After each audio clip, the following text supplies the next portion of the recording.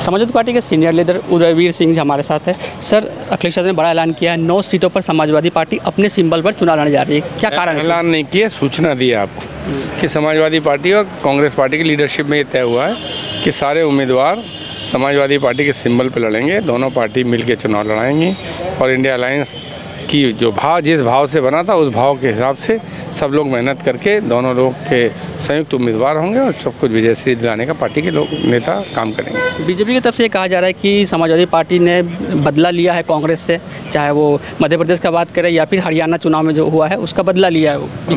BJP से पूछिए कि निषाद पार्टी से क्यों बदला ले रहे हो, क्या हो गया अपना दल का, क्या हो गया और दूसरे जो क्षेत्रीय दल अपने साथ लिए हो।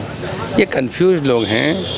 ये हरियाणा में कहते हैं कि समाजवादी पार्टी केवल बयान बहादुर बनी हुई है, केवल कांग्रेस की बातों बयान दे रही है। उत्तर प्रदेश के में कहते हैं कि कांग्रेस को विलय कर देना चाहिए सपा में। ये सब बातें कन्फ्यूज लोग करते हैं। वो यही नहीं तय कर पा रहे कि इस गठबंधन में हम फ़ायदे में हैं कि वो फ़ायदे में हैं। हमारी दोस्ती है, जहाँ जैसी उपयोगिता होती है, ज़रूरत होती है, समझदारी बनती है, वैसा दोनों दल के लोग निर्णय लेते हैं। भारतीय जनता पार्टी अपने लोगों की चिंता करे, उनको क्यों नहीं न्याय दे पा रहे, उनको क्यों नहीं हक सम्मान के हिसाब से संतुष्ट कर पा रहे।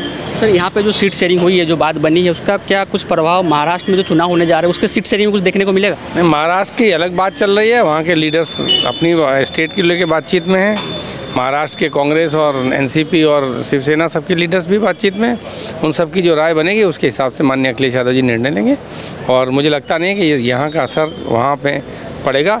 इंडिया अलायंस की भावना के तहत यहाँ गठबंधन हुआ है और इंडिया अलायंस की भावना के तहत ही वहाँ गठबंधन होगा। यादव ने ये घोषणा की है ट्वीट के माध्यम से कि 9 सीटों पर समाजवादी पार्टी चुनाव लड़ने जा रही है। क्या मायने हैं और क्या मतलब? समाजवादी पार्टी इंडिया गठबंधन समाज को और उत्तर प्रदेश को आगे ले जाने की बात करता है। उत्तर प्रदेश को उत्तम प्रदेश बनाना है, जैसे कि हमारी हमेशा से सोच रही है। तो उत्तर प्रदेश को आगे ले जाना है। इंडिया गठबंधन एक साथ मिलकर भारतीय जनता पार्टी को इस बार 9 की 9 सीटों पर हराएगा। बीजेपी की तरफ से कहा जा रहा है कि समाजवादी पार्टी और कांग्रेस में घिसदान चल रही है और समाजवादी पार्टी ने सबक सिखाया है कांग्रेस को मध्य प्रदेश और हरियाणा चुनाव। बीजेपी के पास तो कैंडिडेट ही नहीं है, वो कैंडिडेट खोज रहे हैं। कैंडिडेट की कंगाली है उनके पास में, कैंडिडेट की कंगाली है और जनता के मुद्दों की तो बात ही नहीं करते, उसकी भी उनके पास कंगाली है। वो कहाँ बात करते हैं जनता के मुद्दों पे। कैंडिडेट बड़ी मुश्किल से पकड़ लाए, भैया आ जाओ, भैया आओ हमारे से लड़ जाओ, किसी तरह आओ भैया लड़ो यहाँ से बीजेपी से। तो बड़ी मुश्किल से उन्होंने अभी, कल चुनाव है, लास्ट नॉमिनेशन है, तो आज 7 सीट डिक्लेयर कर पाए, उसमें भी सर फुटबॉल है। कैंडिडेट का जिक्र किया आपने, धर्मेंद्र यादव के बहनोई को टिकट दिया।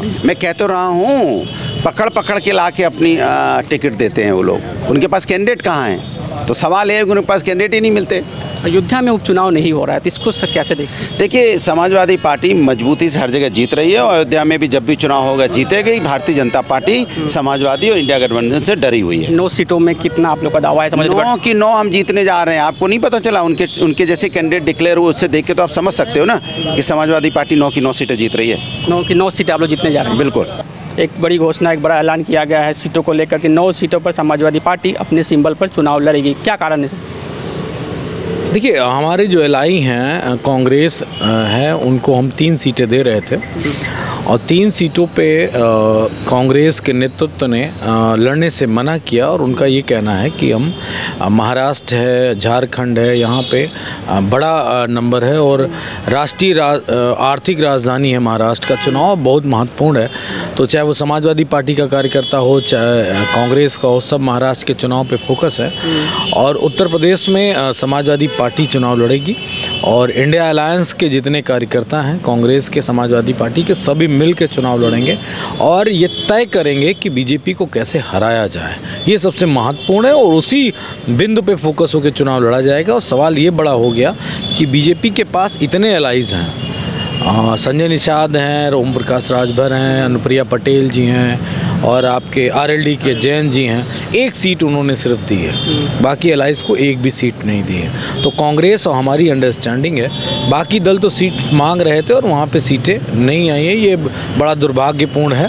बीजेपी सबका हक खाना चाहती है, ये सबसे महत्वपूर्ण बात निकल के आई है। यूपी कांग्रेस के अध्यक्ष अजय राय कह रहे हैं कि हमें इस बारे में कुछ सूचना नहीं है। राष्ट्रीय नेतृत्व की बात राष्ट्र नेतृत्व से होती है, प्रदेश के नेतृत्व से नहीं होती है। और समाजवादी पार्टी जो हमारा राष्ट्रीय नेतृत्व है, कांग्रेस का राष्ट्रीय नेतृत्व, एक एक बात से पूरी बात हो चुकी है और वो सारी चीज़ें बिल्कुल सही रास्ते पे चल रही है। और हम महाराष्ट्र में भी सरकार बनाने जा रहे हैं और उत्तर प्रदेश में भी सरकार को कमज़ोर करने जा रहे हैं।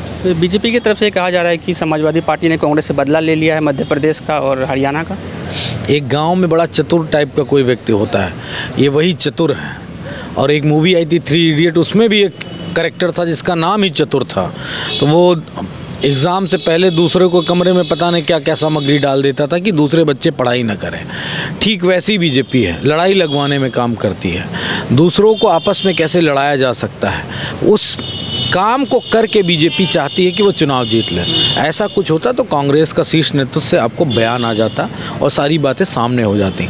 हम बीजेपी को हराने के लिए कटिबद्ध हैं, उसके लिए हमें कोई त्याग, कोई बलिदान, कोई तपस्या करनी पड़ेगी। समाजवादी पार्टी, समाजवादी के लोग, हमारा नेतृत्व 24 घंटे 365 दिन रेडी हैं। तो क्या इस सीट शेयरिंग का जो फॉर्मूला है उसका कुछ असर महाराष्ट्र चुनाव में पड़ेगा?